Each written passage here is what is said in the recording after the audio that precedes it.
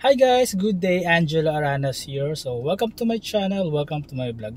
Alright, so for today's video guys, we are going to make some biyahe with Grab Express, Lalamove, and Transportify.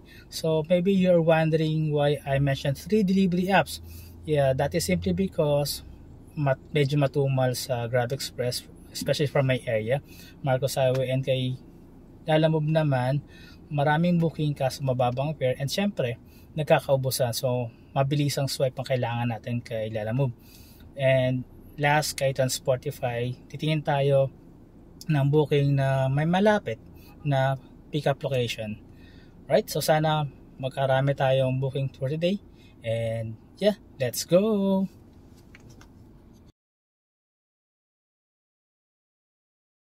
Alright guys, update. Meron tayong napiling booking kay Transportify. So this is a 716 fare with 14 kilometers. O diba, san ka pa? And from my location, going to pick up is 7.8 kilometers. So goods na yan. Swerte nang makakuha tayo ng less than 10 kilometers kay Transportify. And this booking is bound to QC, 95 Juan Luna Street, corner MH Tipler. So ayan, let's go guys. Punta na natin yung pick up location. Okay guys, nakuha na natin yung item dito sa storage merch. So dalawang box siya for CCTV, and again this is bound to Project 7 Quezon City. So 14 kilometers yung distance niya. And ayun, bago tayo pumunta ng final destination or drop off, open tayo ng Grab Express app natin and set up tayo ng destination. So same destination lang, and hoping na may makuha tayong booking on the way kay Grab Express. Alright, let's go!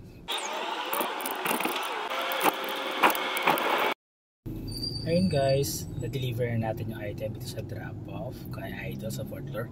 And alam nyo ba, right after ko lumabas ng building at pagkasakay ko ng sasakyan dito kay Johnson, nag-message ka agad si Idol na kailangan kong bumalik sa taas sa 4th floor kasi yung isang box ng mga cable ay hindi daw kasama.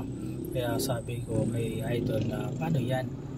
Sila kasi ang nag-check at nag-karga niyang mga item sa sasakyan. Saka one way lang yung booking nila kay Transportify.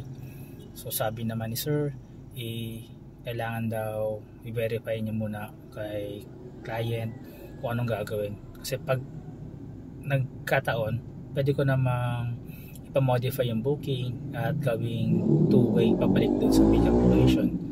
So ayun, nagatay tayo ng mga ilang minuto. Tapos nag-confirm na si client na hindi na daw i-book or mapapamodify yung booking papunta sa storage mart sa pick-up. Iba na daw kukuha kasi masyado ng malaki yung fare.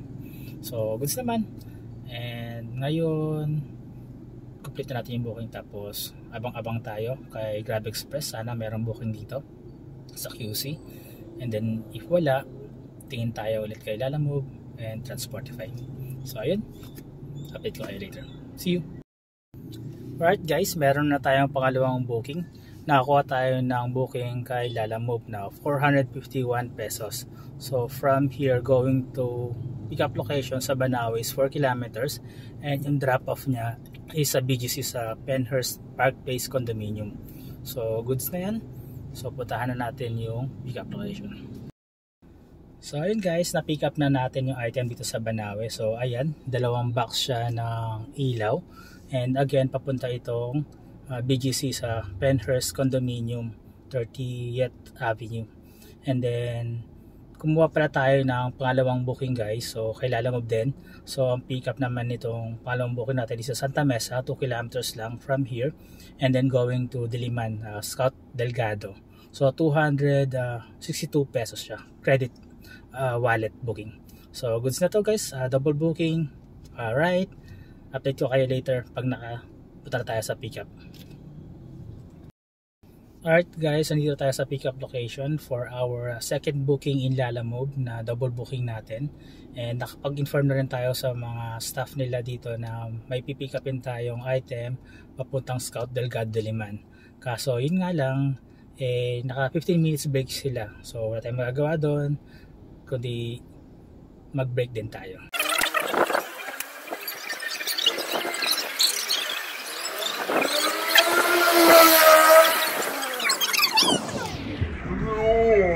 Wonder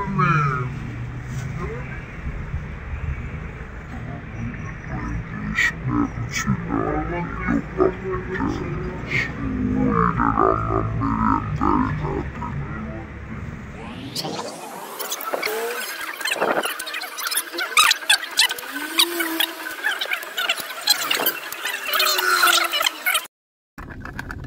guys, so na-pick up na natin yung mga boxes sa second booking natin kay Lalamove na double booking din.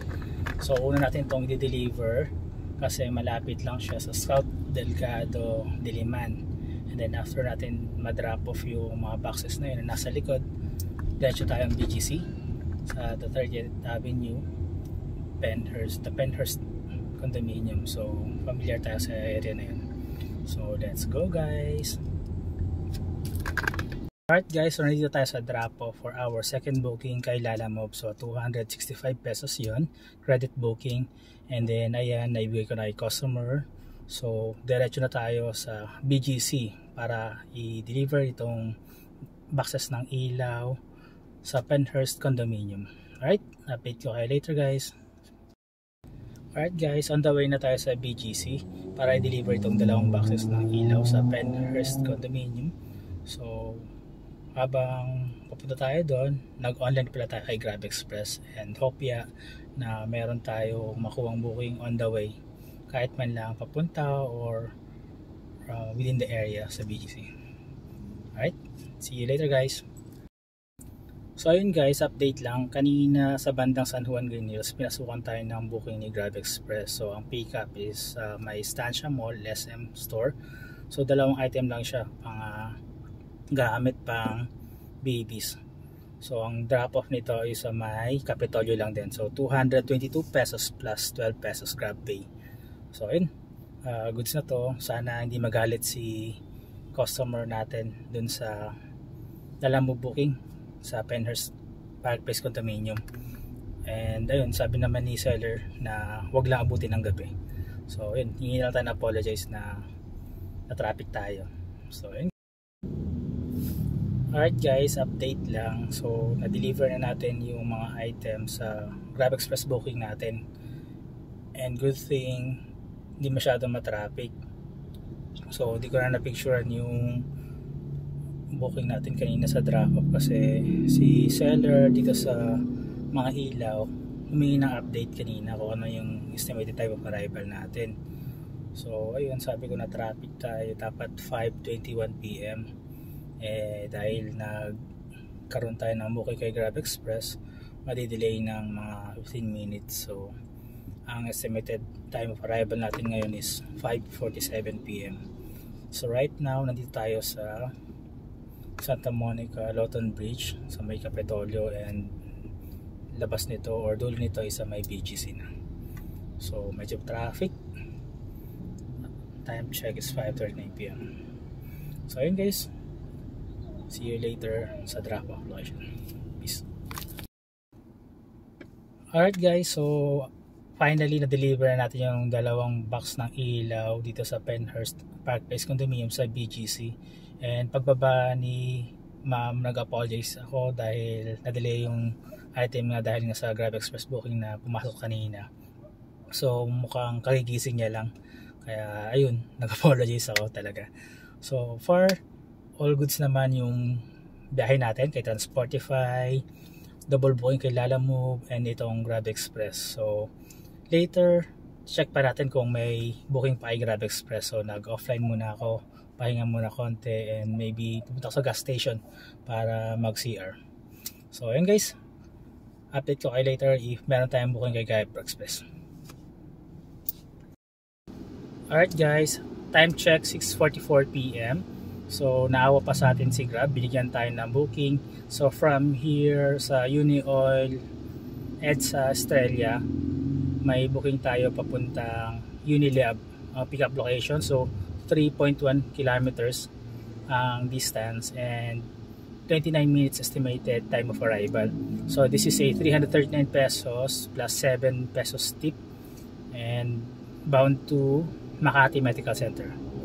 So thank you Grab Express, may booking pa tayo ngayong gabi, and let's go guys, puntahan natin ang pick up location.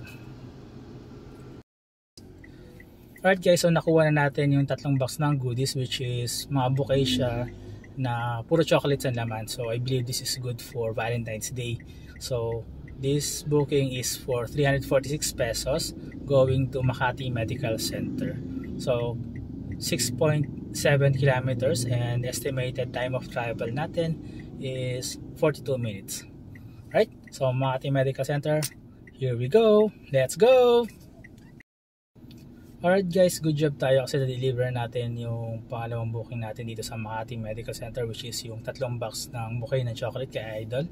And from 346 pesos na fare, naging 396 dahil si Idol Andrea nagtip ng 50 pesos. Thank you so much man. I really appreciate it and malaking tulong na ito sa akin. So ayun, hintayin tayo na konti dito sa Makati Medical Center. If ever na wala pumasok na booking kay Grab Express, ikot tayo ng NAIA. Baka may makuha tayong pasahero, and then pag wala, siguro mga 30 minutes uwi na tayo na Santa Rosa. So ayun guys, thank you. Alright guys, so nakauwi na tayo. Medyo sinipon tayo nung pagbaba na ng sasakyan. So ayun, konting recap lang. Nakaisang booking tayo kay Transportify, 2 booking kay Lalamove at 2 booking kay Grab Express. Actually 3, pero yung 3rd booking kay Grab Express na pumasok ay na-cancel dahil yung item pala na gustong isakay ni customer ay isang Honda Click or Mio. So sabi ko kay Idol baka hindi magkasya at baka masira yung mga upuan ko. So goods naman kay customer and ayun, kinancel na lang at sinabing maghihintay na lang siya ng Lalamove booking or Transportify na L300. So ayun guys, so sa buong araw nating pagbiyahe, humigit kumulang naka 2,000 din tayo. So goods na yun. And ayun guys, that's it. Papahinga na tayo. Let's call it a day. And thank you guys sa pag-suporta sa akin sa panonood. Sana huwag kayo magsawa. Again, this is Angelo. See you on my next video. Bye for now.